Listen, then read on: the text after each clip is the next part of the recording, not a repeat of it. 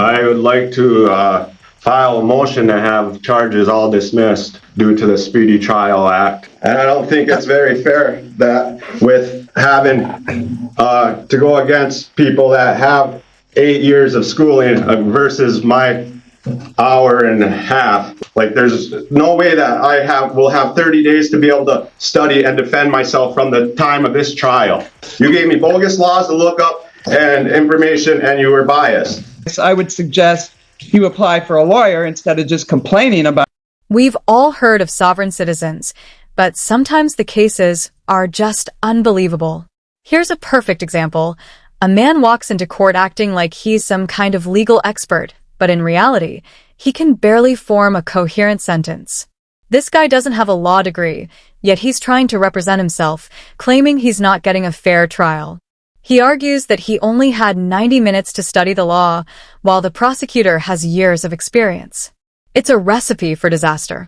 Let's break it down. He's complaining about not having enough time to prepare, as if the court should pause everything and give him years to catch up on law school.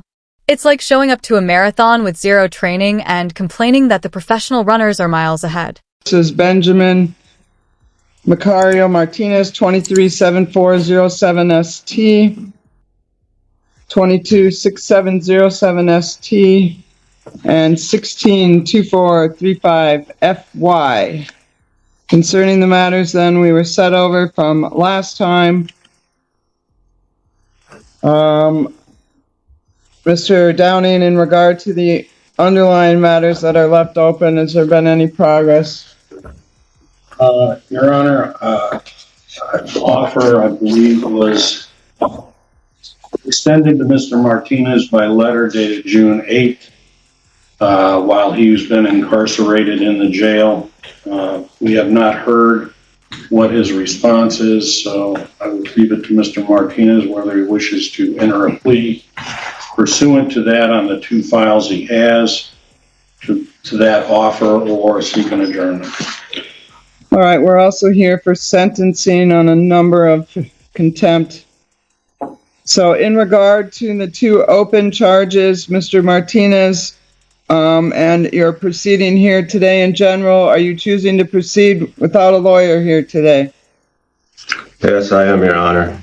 So concerning the 2 files that remain open, 6707 and 7407, Ms. Cass apparently sent you another offer after we had court last time. Mr. Martinez, I have no idea what that offer is. The court is not part of any plea bargaining. You have both of these cases here. What is your position in respect to whatever they sent you? I would like to file a motion to have charges all dismissed due to the Speedy Trial Act. And also, I didn't get, last time we were in court, I expressed to the court that I wasn't able to have reasonable time or inadequate law books. They're old. I only got an hour and a half. I only know some rules for an hour and a half of studying. So out of my freedom of speech and the rules of professional conduct, I'd like to read my motions. The court gave him plenty of choices. Hire a lawyer, get a public defender, or represent himself if he felt up to it. He picked the last option, and now he's facing the consequences. But here's the catch. He's complaining about not having enough time to study, yet he's still trying to file motions and defend himself. Let's be real. If you can't even understand your own motions, maybe it's time to ask for help.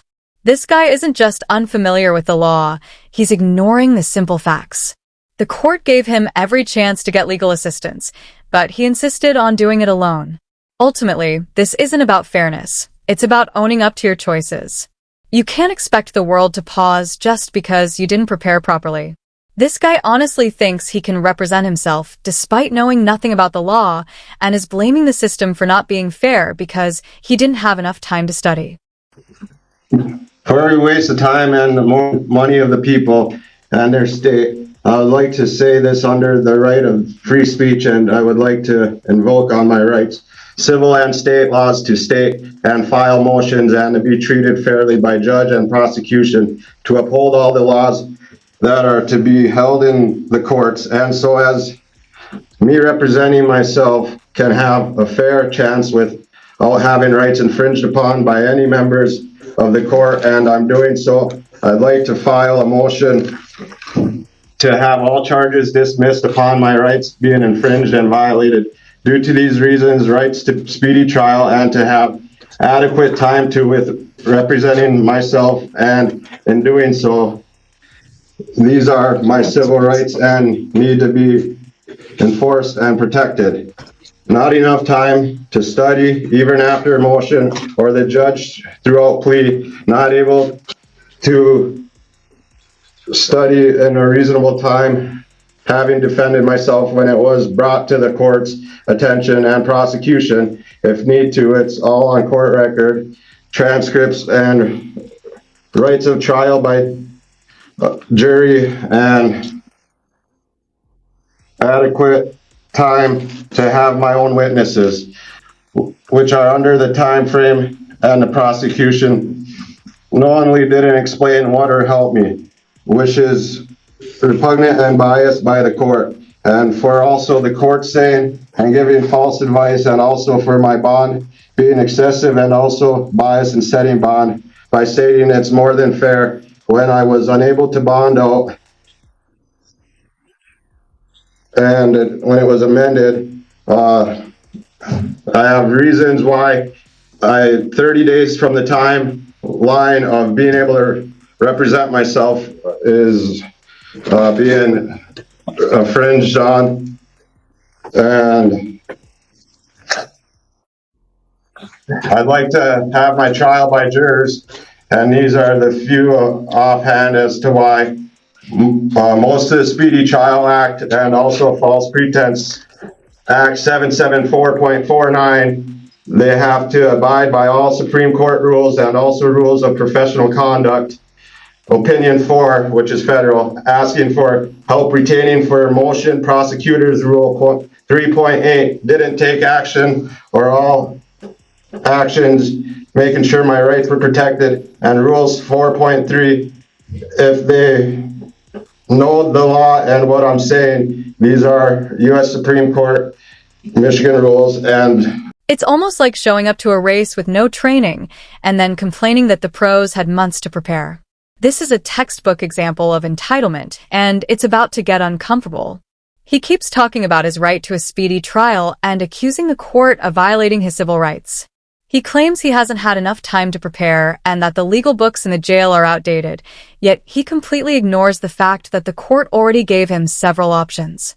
He could have had a court-appointed attorney or a public defender to help him, but no, he chose to go solo with no legal experience and still expects to come out on top. Now, he's ranting about his right to a fair trial and accusing the court officers of giving him false information. He says he's been denied access to the law library, even though he's had plenty of time to prepare. This guy has created his own mess and is blaming everyone else. What he doesn't realize is that when you take on something without the right preparation, the responsibility falls on you. impartial trial, miscarriage, also People versus Lehman, stating that I shouldn't be in jail or in prison for fines when able to prove I was unable to meet the court's obligations, and I was also in jail during the time of the one failure to appear. And I don't think it's very fair that with having to go against people that have 8 years of schooling versus my hour and a half, when I've asked every day to go to the law library and kited, and there's no way that my act to speedy trial, if you need that read, can ever be met. And I got a bunch of federal laws to that. If we have to go through all them, why? Or I can write them up in a motion to have more reasons for dismissal. All right, thank you, Mr. Martinez. Mr. Downing, do you wish an opportunity to respond, or do you want an opportunity to do a written response, or where are you at with that? That's a very rambling, if you want to call it, motion. I don't know how any kind of speedy trial is impacted here, in as much as one of these was just set for trial and the first trial date was today. He also failed to appear on the other one. He's set for sentencing on that. If he's complaining about legal research, he has a right to a court-appointed attorney to assist him in advising him of all that. I do note the record 2 handwritten responses from Mr. Martinez in response to Ms. Cass's offer letter asking to discuss the offer with her. It says nothing in there about speedy trial or anything of that nature. To the extent that he's setting himself up or trying to set himself up for these objections, I don't think there's any basis for it whatsoever. But if the court would like a written response, we would need a transcript of what he has rambled on about here in order to decide what it is exactly he's arguing. All right, in regard to the matter, we've spent a good hour and a half or more on the record. I think it was last week, maybe the week before. We went through a whole plea colloquy. We got down to the end. The deal had been made. He decided at the last minute then he wanted to have a trial. So we set this matter over to today's date. He didn't want a lawyer then. He doesn't want a lawyer now, yet you want to complain that you don't have access. You're going up against people with 8 years of education. Which is it, Mr. Martinez? You want to represent yourself or you want a lawyer? I want to represent myself, but I also was given false information by some court officers that I wasn't allowed to have a standby counsel or have advice by counsel. And I know there's also a federal law that says that I'm able to have third-party advice. So I like I said, I only got out for 2 days, really, the last 2 days. I don't know how I'm supposed to be able to study upon the law, which I stated last time that the law books are and pages are missing out of them. And I showed guards that last night. Like, there's no way that will have 30 days to be able to study and defend myself from the time of this trial. The court isn't there to cater to your lack of preparation, and it only gets worse from here.